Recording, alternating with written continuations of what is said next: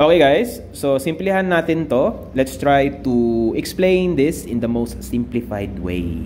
Okay? So, halimbawa kung babasahin mo siya, mukha siyang complicated, di ba? 혼자 가는 것보다 여러 사람이 같이 가는 것이 재미있을 것 같습니다.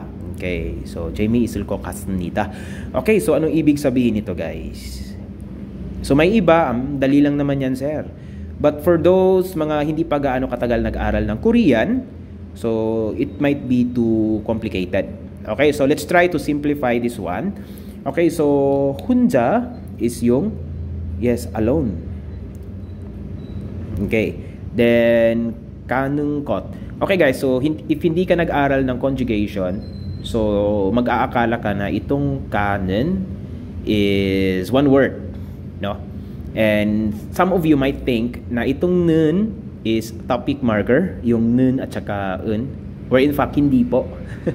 Hindi po kasi itong ga, it comes from the verb gada, yes, to go, and then itong nunggot, okay, nunggot yung magkasama talaga dito. And in English, you can just directly translate it as ing, no? One of the ways kung paano mo gawing noun yung verb. Okay? So, yung function niya dito guys, it functions as noun. No, itong verb na kada dito. So, nagiging going na siya. So, 혼자 가는 것 meaning going alone. Okay? So, some of the students, lalo na kapag nakapag-aral na ng kuita na form, yung kada, halimbawa, nagiging kagu, 있어요. Okay.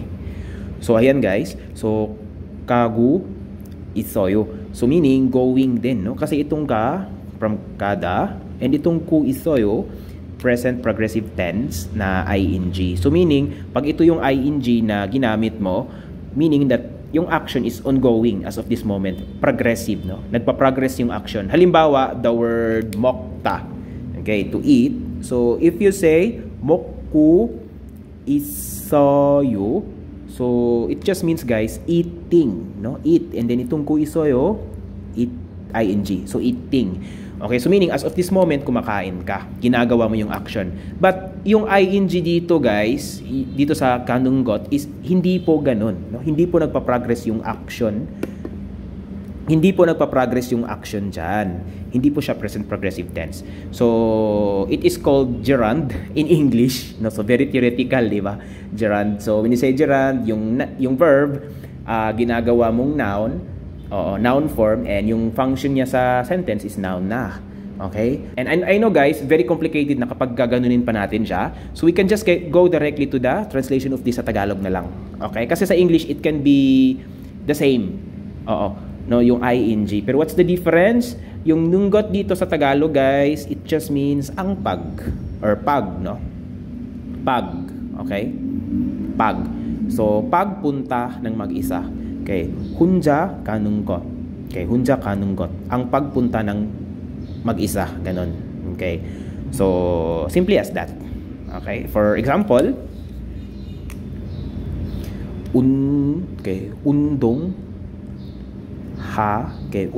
운동하는 것. Okay, yan. So, 운동하는 것이 중요해요.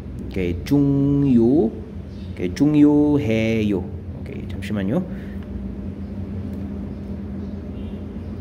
So, anong ibig sabihin ng 운동하는 것이 중요해요? 중요해요 guys, importante. So, importante daw ang pag-ehersisyo. Okay, that's the thought. So, yung nunggot dito is ang pag sa Tagalog. So, 운동하는 것. So, exercising sa English, no, ing. So, exercising is important, or ganun yung thought niya guys, no? Exercising is important. Okay, so it might be confusing kapag English yung gagamitin natin, so that is why guys, as much as we can, so we try to find equivalent thought sa lingwahe natin sa Tagalog, no? For each grammatical structure po, so balik tayo dito. Okay, ang pag, then Buddha kaysa sa. Okay? So, kaysa sa pagpunta ng mag-isa, yun po yung thought. 혼자 가는 것보다. Okay? Then, 여러 사람이, 여러, many, no? Several, ganun. 사람, people. Then, 같이. Okay, yung pagbasa nito is 같이. So, together. Together. Then, andito na naman siya guys. 가는 것이. Okay, this time, yung Buddha kasi ito, particle po siya, na ini-attach sa noun. Okay, so diba itong kanunggot, hindi na ito verb guys. It became noun na po. Okay, kasi yung nunggot nga, ginagawa mong noun form yung verb. So that is why it became noun.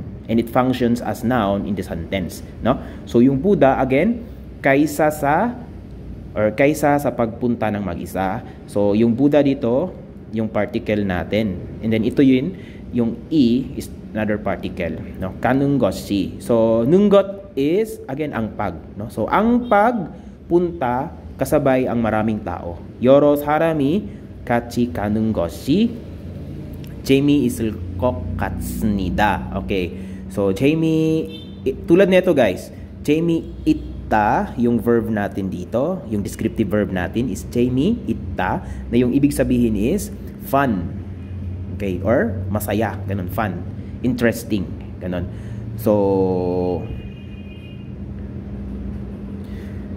then yung grammatical structure natin dito, the ulkot 같습니다. Yan guys, ito yung magkasama talaga. Grammatical structure ng ibig sabihin, actually meron pa yung breakdown itong grammatical structure na ito, but wag na lang natin muna kasi nga simplified nga, di ba? So it just means I think, no? Or it seems like ganun, no? So I think sa Tagalog it can be equivalent to parang, no? Parang, okay?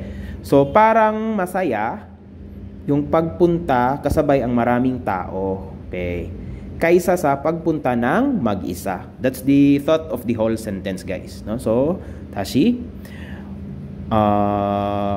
혼자 가는 것보다 여러 사람이 같이 가는 것이 재미있을 것 같습니다. Okay, 재미있을 것 같습니다. Okay, so yun po yung ibig sabihin yan, guys. No? So I think it will be fun going together with many people than going alone.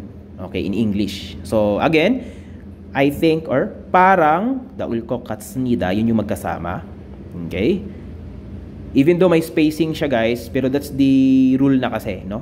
Sa Korean conjugation rule, may iba na yung kasama ng ibang grammar is dumikit doon sa verb stem, ito. And yung kasama niya na iba is nagkaroon ng doon sa kabila. Tulad nito. Oo, sila yung magkasama lahat. Okay? So, again, parang masaya ang pagpunta kasabay ang maraming tao kaysa sa pagpunta ng mag-isa. Okay, that's the thought.